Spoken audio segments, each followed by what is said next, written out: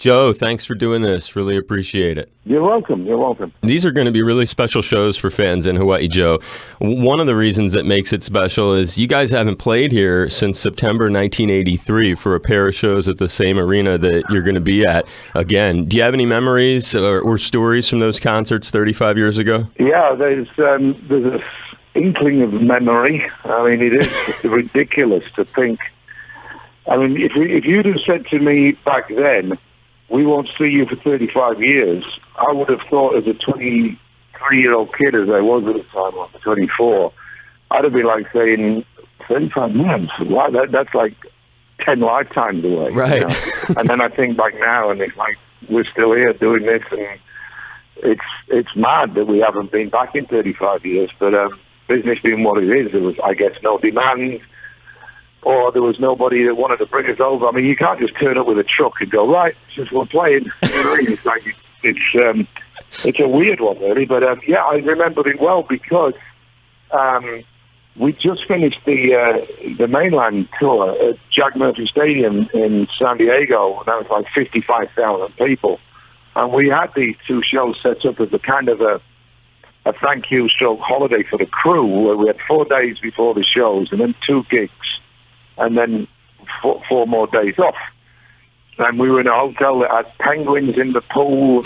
I mean, it was crazy, you know. I remember we were all renting Jeeps and driving down the island and getting lost in the mountains and thinking we were going to get, you know, never be seen again. We had a great time. The gigs, I don't remember. Because back in those days, I'm guessing half of our road crew might not even turned up for him because they would have been lost. It was literally a bit of a whacked out holiday time. But, you know, I mean, the fact is that they both sold out. So I know that there was a manic audience there. But it was all a bit of a whirlwind, that whole tour, because, you know, you have to remember that it started off for us at the Marquee in London, you know, the legendary Marquee, right, which was Phil Collins' first ever show with a band, in front of about 800 people in February. And then by September, which was a mere 9 months later, we were doing 55,000 in San Diego. I mean, it was like what we used to read about for bands like Led Zeppelin and stuff like that. It was just ridiculous, you know. And then we were in Hawaii, just soaking it up and kind of letting it all sink in, I suppose, and probably drinking way too many tequilas, you know, and then whatever. But yeah, it was, like I said, I have hazy, very positive memories of my last visit. I like it. Well, I love the Penguins. Get a little mention in there. That's pretty cool. Sounds like you guys were probably over at the Hilton. They moved the Penguins since then, thankfully, but still cool that you can remember that. Oh, right. Yeah, because they were kind of, yeah, they were a bit vicious. You couldn't stroke them. We thought, no. If you play guitar, keep your hands away. Sounds like a band. A good match for Def Leppard, Vicious Penguins. Yeah, indeed. It could be the opening act. And, you know, your musical history, it's great to have your memories, because I was listening to some interviews with you. You have such a great memory. Your recall is incredible. And your history goes back a lot further than many fans may realize. And before the band's evolution, one of the things that really impressed me about one of the stories you were telling was tracking your musical origins. I read that, and you can explain it better, we owe your mother for a critical decision to get an acoustic guitar at 8 years old. Tell us that story, and what else had exposed you to music prior to that sort of was an equally significant way to get you started? Well, I think you are born with a vocation, and if you're lucky and born in the right place in the right time, you can maybe fulfill that thing. You know, I've often used the analogy that whoever is the best brain surgeon in the world didn't train to be the best brain surgeon, essentially. He was born to be the best brain surgeon. He just needed to be in the right place at the right time. Otherwise, we could all train to be brain surgeons. We'd all be exactly the same, but it's not the same as learning how to flip burgers or bake bread or fix a car or pick up a microphone. It's way more scientifically accurate, and for people to just get to be that one guy that lands on the moon or the guy that can fix your brain if it's broken, it's something you're born with an ability to do should you get the opportunity. And I think for me, music's always been that thing. I was never going to be a brain surgeon. So, but I'm told by, they're phantom memories to me, but I'm told by old relatives when I was younger, grandparents and aunties and uncles, that the second that I could walk, I used to, kind of make my way over to the radio and try and either turn it up or change the channel. So it was quite obvious that I was musically inclined. And my parents were never professional, but they were both very keen musicians, stroke players. They both played the piano. My dad was great on the harmonica. And at the age of 36, my mum decided to buy a guitar. And she bought one through a catalogue, and she taught herself to play it. And I was transfixed watching her fingers on this thing. And she was learning to play Pete Seeger and, Bob Dylan and Joan Baez's songs and just Americana folk stuff. And then I just blurted out one day, show me how to play it, and my fingers weren't big enough to stretch, but I gave it a go, and I learned to play the three essential chords that will get you about 2,000 songs on the go, C, G, and D, or maybe an F. And eventually, I said I wanted a guitar, and my parents very sensibly said, well, learn to play and we'll get you one for Christmas. So, of course, then I really studied with my mom how to play the chords. But the essential difference between, say, me and say, a Phil Collins or a Steve Clark or Vivian Campbell or Pete Willis or whatever, is I never really wanted to go wiggly, wiggly, wiggly, wiggly. For me, I wanted to be able to accompany myself singing. So all I ever learned to play was just background chords, just rhythm guitar. I wrote my first song when I was eight and a half. And then I started listening more than playing. I never really took it much further than once I got my head around how it worked, I kind of just stopped. And then I picked up again when I was about 16 or 17. By then I was never going to be a great player, but I had the knowledge of knowing how it worked and the theory of music. And I had all the songs and stuff that I bought and listened to, and I knew what I wanted to do. So that was all part of the embryonic me, if you like, as a teenager and pre-teenager, of being so obsessed with music that I was actually quite an obsessive person, because what would happen was I'd be all about the music until Wimbledon came on, and then I was all about the tennis. And then I'd be all about the music until the K-Open was on, and I'd be all about the golf. And then when the football season started, I'd be all about the football. I wasn't really focused, right. But once the opportunity with these guys to put this band together came around, it was just us falling into place. There was no advert put in the papers. We just bumped into each other. And then that's where my focus really started there, was that August of 77 when I met Pete. He introduced me to Rick Savage and the then drummer Tony, and we literally named the band that night, and we started doing the band that night. We're still that band now, albeit a few months. But no, we were still obsessed by taking the thing as far as we could take it.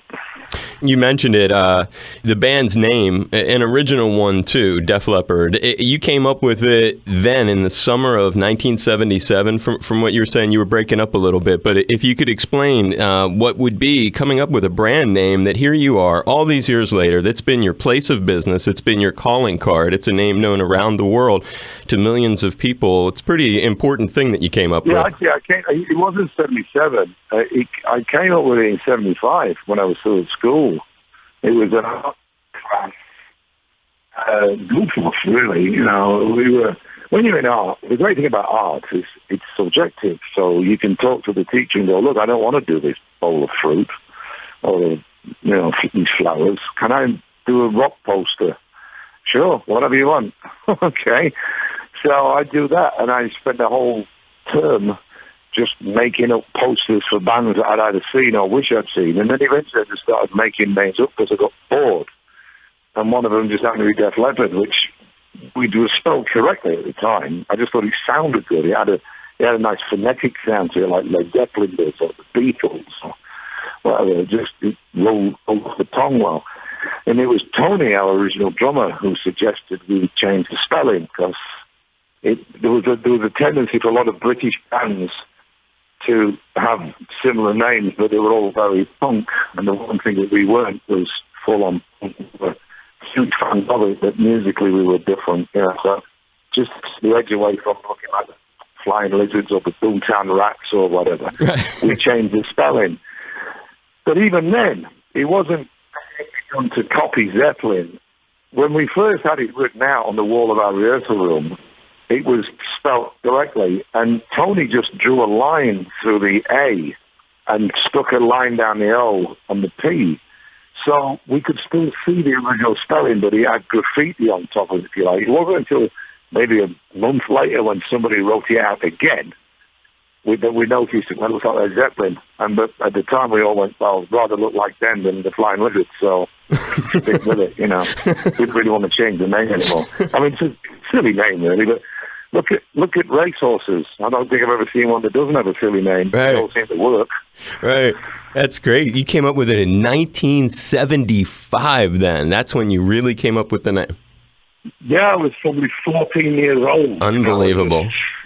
Yeah, I mean, but you're giving it a lot of stock that it doesn't really deserve. It was just 2 words. It could have been anything. Right. But it's just the fact that it becomes iconic now. But at the time, it was like, whatever. It just grew into itself. It's a great way that you put it, because that's exactly how when I think it was Jimmy Page or somebody was describing how this band was going to work, somebody said, oh, that'll go over like a Led Zeppelin. And lo and behold, that name, just like you were... Yeah, it was Keith Moon. Right. So you know what I mean. Keith Moon, that phrase. Yeah, absolutely. No, it's the way to do it. I mean, happy accidents are always the best way. If you sit down and try and plan everything so much, everything will be contrived.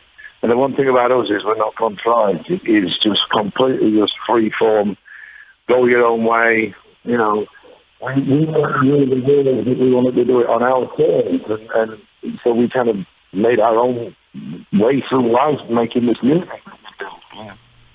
Yeah, no, you have definitely, that's an incredible, a happy accident. I love the terminology for that. And thinking about some of the things that you've gotten to do over the course of your life, you have great recall. Your recall is unlike most people and it's a blessing. Different people have different blessings. I guess that's one of your many ones, is to be able to remember things in such detail. And there are many musicians that admire you for, and I guess I'd be one, for what happened in 1985, I guess. And I guess one of the reasons is my mother could not walk. She had MS. So in that year, in New Year's Eve of 1984, your drummer, Rick Allen, lost his arm in a car crash and suffered a major disability by losing his arm. But instead of moving on and getting a new drummer like so many other bands might have done, you rallied behind him. You guys almost put things on pause. You let him develop this technique that he would have using both feet. And all these years later, this remarkable man is still your drummer. And if you can, because it's a story that no other band can dial into, and it's an inspiring one for so many people on different levels of tragedy, perseverance, loyalty, friendship. It's profound. Can you explain sort of the kind of relationship or camaraderie that exists in the band that would allow something like that to happen? Well, it's kind of self-explanatory by what you just said there. The fact was that, we were never going to fire him because of an accident. I mean, that's just not the British way of doing things. We were first and foremost, when we got together, like I said earlier on, we weren't like, in fact, Rick was the only one where we literally could say that there was an ad put in the paper going drummer wanted. And even then, we couldn't afford to take an advert out in the paper back in the day when we lost Tony. So I had a word with the guy at the Sheffield Star who did the pop page every Thursday. And I said, can you make it a feature? Instead of having to take an advert, can you just put a thing and go, local lads, Def Leppard have lost their drummer. If anybody's interested in taking this thing, call this number. And it put my mum's phone number in it, So we kind of, towards it was a gang. It was like 5 kids that get together in a car park to play football. So we got together in a rehearsal room to just play songs, and because we were all huge fans of music, and we were just lucky that we drifted towards each other in that respect. So it wasn't a business. It was a cliquey little club that was hours and hours alone. And when one of us gets kind of lost in by the wayside, it's a hard thing to bring somebody else in. Or even back in the early days when Tony decided, God bless him, he'd rather go to the movies with his girlfriend and rehearse, we had to get another drummer because the four of us that were, still doing it didn't want to stop just because he did. So we get Rick in, and it was incredibly difficult to get rid of Pete Willis, and I could make a choice of who to replace Steve because we are so a unit in that respect. Obviously we're not quite as solid as a band like U2 because they've never had to deal with that kind of thing. When you think about they're the same four guys that started about 9 months after we did, it's quite an astonishing achievement that they are still as big and as popular as they are. But with us, it was just a case of like, okay, when Steve was struggling with his drinking, we rallied around him. With Pete, when he was struggling with his, we rallied around him as long as we possibly could until it got impossible, which is why we got to fill him. But when Rick lost his arm, there was no way we were going to say, okay, well, obviously, you're done, so we're just going to put an advert out for somebody else. I mean, I'd be lying if we didn't think as human beings that having gone through what he'd just gone through, he probably wouldn't play the drums again. We all thought that for about maybe 2 or 3 days until he came out of the coma that he was in. But once he was upright and he'd been visited by us and Mutt Lang had been to visit him and he was throwing his positivity at him, he actually said, I think I figured a way around it. And I remember me and Phil kind of looking at each other and going, yep, that's the drugs talking. But then he said, no, and we just literally, we went back to work on the album because he'd already played a load of drums on what was the first draft of Hysteria. So we had lots of work to be getting on with overdubs and stuff like that where he didn't need to be there. So we did all that and let him get on with it. And he was there in the background just, chiseling away in his mind about to move everything that he did with that one limb into his leg. And, then he had to put it into practice because you've got to get it in your mind first and then you get it into your body. And he locked himself away with an electronic drum kit that was developed for him by a guy in Sheffield called Pete Hartley. And we never went anywhere near him. He would have been wrong to kind of hover over his shoulder watching him relearn how to play. So we left him alone until he decided he wanted us to hear him, And after about 4 or 5 months, I remember he came into the control room of the studio we were in Holland and said, I want you to come and listen to something. And we all went in there not knowing what to expect. And it was quite simple, but he just started playing the beginning of When the Levee Breaks by Led Zeppelin. And it was astonishing. It was like, my God, if you shook your eyes, it sounded like a drummer, And that was the beginning, really. It's like, okay, we still have a long, long way to go. He did play his first gig until the summer of '86. So he had a good 18 months to get his head around it all. First 2 or 3 shows, we took out a second drummer just to give him that confidence. And then, like most things, another happy accident. The drummer gets fogged in. We were borrowing him from another band, and he was flying into Ireland where we were playing some clubs.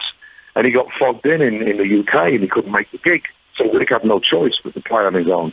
And because he got 3 under his belt with 2 drums, he was actually confident enough to play it on his own, and it was brilliant, It was, and from that moment onwards, we were pretty much back to being self-sufficient again. But yeah, we gave him. We were lucky that we had the time to give him the time because of the way that the album was going. But we never had any pressure from the label or the management because they knew the kind of band we were. They knew what kind of band we signed, and we were not going to have any of it. I will tell you, and it's a fact. Within 2 days of it happening, we were getting phone calls at the studio from kids, mostly in America, going, hey, man, I hear your drummer's lost his arm. I'm just offering you my services. But you can imagine the expletives that they got down the phone before we hung up on them. Oh, I bet. Because that's not the kind of man.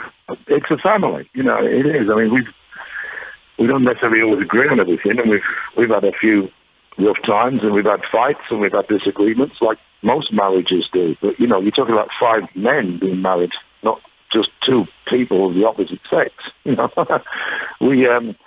But for the most part, It's been an astonishing ride, still is. It's not like it's coming to the end. It's not some kind of victory lap. We're just onwards and upwards. We're just in a cycle right now of touring, which has become way more important than records. But sooner or later we'll make another record, and then we'll do some more touring, and we'll see where the journey takes us. But it's, this is just part of what we are. And the fact that Rick is still around all these years later, and he's not just pulling this off like, he's managing. He's actually a much better musician now than he ever was before.